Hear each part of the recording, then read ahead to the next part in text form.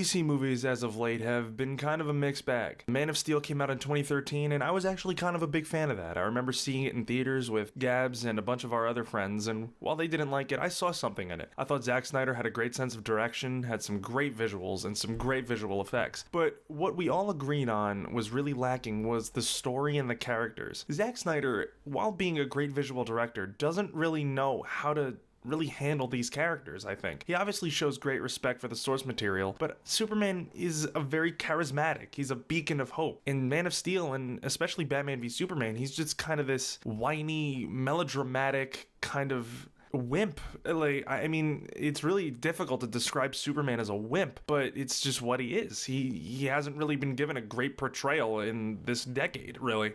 So when Wonder Woman was announced, I was a little bit skeptical. I was really happy that Patty Jenkins was going to direct this one because I did really like her first movie, Monster. But then she kind of took a little bit of a long hiatus because of the baby and stuff like that, and just not being able to get work, I assume. So when she was coming on to direct this one, I was a little happy. Maybe Warner Brothers would do the universe justice. Maybe they would actually allow her to direct. Maybe they wouldn't cut out 30 minutes of the movie in which those 30 minutes would have made a completely better movie. Looking at you, Batman v Superman. But I was happy because Wonder Woman was finally getting her own movie. She was actually one of my favorite superheroes. It was really cool to see her on the big screen in Batman v Superman, but I was really just pining for that solo movie. I mean, we got that animated movie back in, I think, 2009, 2010, and that was pretty good. I liked that one, but I wasn't a really huge fan about how they decided to make her like kill literally everybody she sees. But I digress. So Wonder Woman is fantastic. Wonder Woman is actually the first great DC movie, and it's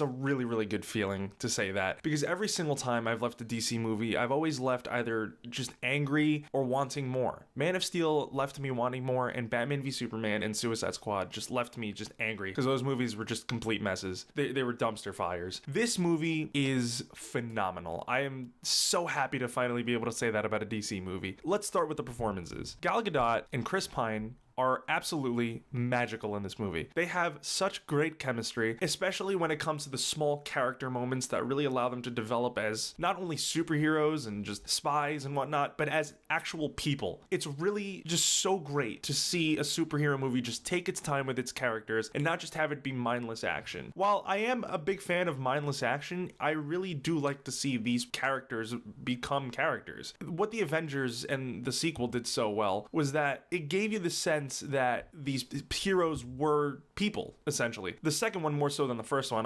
It's publicly known that I'm not a very big fan of the first one, but in the second one especially, they gave these characters a lot more, time to develop as people. Like seeing Hawkeye's family, or having that little scene when all of the guys are trying to pick up Mjolnir and stuff like that. Just those little character moments really define them as people. And in this movie, we get a lot of those moments. Like there's this one fantastic scene where Steve teaches Diana how to dance, and it's just absolutely fantastic. Just you could see the chemistry and the budding romance with these characters, and it's just amazing to see. There's also a couple other ones where they kind of build up this team together throughout the movie. There's this one Native American guy, there's another Scottish guy who's a sniper, and then there's this Turkish guy who's like a multilingual spy kind of guy. And there's multiple scenes of them just sitting around the campfire, having a little camaraderie going around, trying to get to know Diana and stuff like that. And it's not in a very pervy way. They're kind of genuinely interested in where she's from and stuff like that. It's really cool to see. Really, everybody in this movie gave a pretty good performance. Gal Gadot and Chris Pine absolutely nailed it. Danny Huston, as I want to say his name was Ludendorff, he was pretty good also. You could see his accent kind of slip through a little bit because he was playing a German general and he's, an American, and his accent was kind of slipping through, but for the most part, I think he gave a pretty solid performance. And yeah, I mean, honestly, all the performances in this movie were just really good, honestly. The actress's name is escaping me who plays the secretary, but she was really funny. She was kind of the comedic relief in the movie, and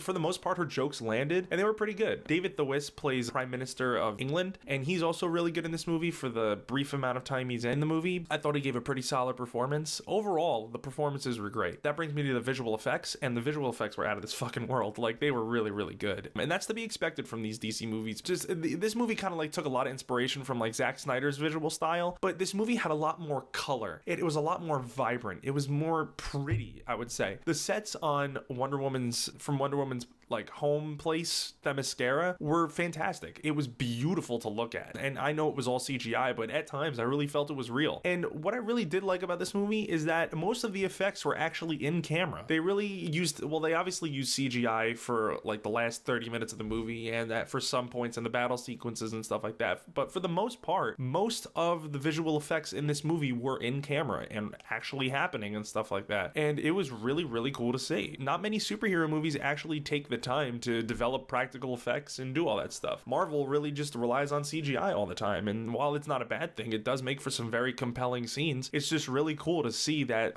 just that extra amount of effort was put in. And you can tell that Warner Brothers, Patty Jenkins, Gal Gadot, Chris Pine, everybody, editors, the visual effects artists, the cinematographer, they were all trying their hardest to make a great movie. And that is due to Patty Jenkins's just absolutely crisp and primo directing, I have to say. Patty Jenkins knocks it out of the park with this movie. Everything came together so well. There were so many great scenes of just female empowerment and stuff like that, and it doesn't treat its male characters like they are idiots. Chris Pine is such a resourceful, he's not a side character. Sure, he's got some like funny quips and stuff like that, but he is useful in this movie. He actually does things, and it's really cool to see. And all of the other male characters in this movie are smart, intelligent, are able to do things, and they just work so well together with Diana, who's this beautiful, strong, a little bit naive, but just great character. And what I also really liked about this movie is that Wonder Woman's transition from Themyscira to the actual real world, which is in World War I in 1918, is just flawless. Like, she is naive, she tries to see the good in people where there is none.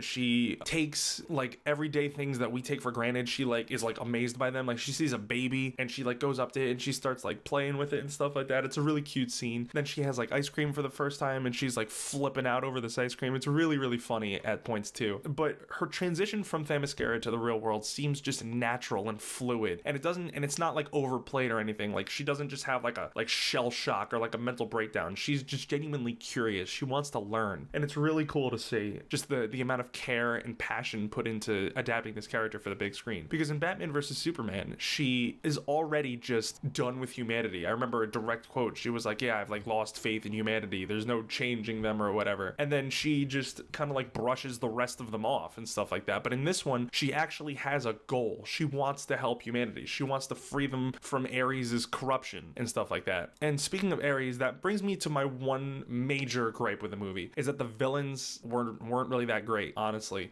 I think comic book movies nowadays, specifically speaking about Marvel and DC, have a very big problem with villains. They just don't compel me at all, honestly. Like, the last, like, I can barely remember any Marvel villain besides like Loki, because he was really the only good Marvel villain. He had a clear motivation, he was charismatic, he was kind of likable too. You just feel his like charisma and his awe just hanging off of him. Tom Hiddleston, just a great Loki. But in this one, there's like three villains, and I'm not gonna spoil anything about it, but all three of them were pretty not memorable. One of them shows up in the last like 20 minutes, and he's just like, hi, I'm here, and I'm here to kick Wonder Woman's ass, and then she's gonna kick my ass and whatever. So it's really kind of disappointing to see, because Ares is one of the main villains. He's just kind of there. Shows up in like the last 30 minutes, he's like, oh, Diana, and then he like gives like this whole stupid monologue or whatever, and then he's just like, we're gonna fight now, and they fight, and that's really it. And it really just goes back to that superhero formula where it's just like the last 30 minutes are completely dedicated to the main character and the villain having this ginormous CGI bloated showdown, and the hero always wins, obviously. So it's like, whatever, dude.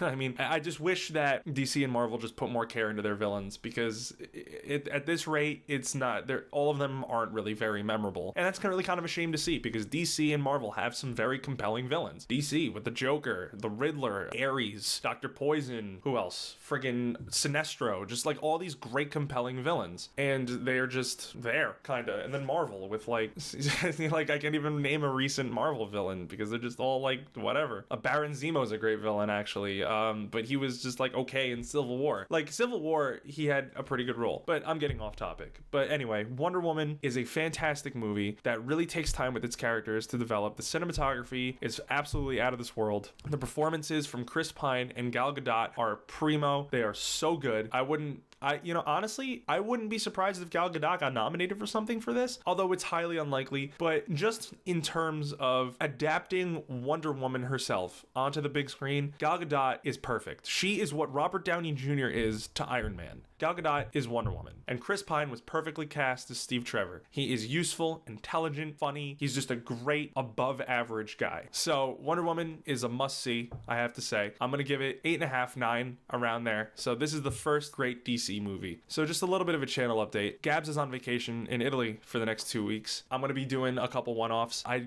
saw Wonder Woman, obviously, you just heard that. Hopefully I'm going to see Alien Covenant soon. So when Gabs comes back, we'll be back on track, going to see movies together and recording as a duo again. For now, I'm just going to be banging out a couple one-offs. Thank you all so much for watching. Check out Wonder Woman. It is a absolutely fantastic movie. The first, a great one from DC. And I really hope that DC can keep this trend going, because they really knocked it out of the park with this one. So if they put the amount of care that they put into this movie, into their other movies, I really do think that they could potentially have the same quality of just greatness as the Marvel Universe. Thank you so much for watching. I'm DeGe, and this is the Cinema Dash.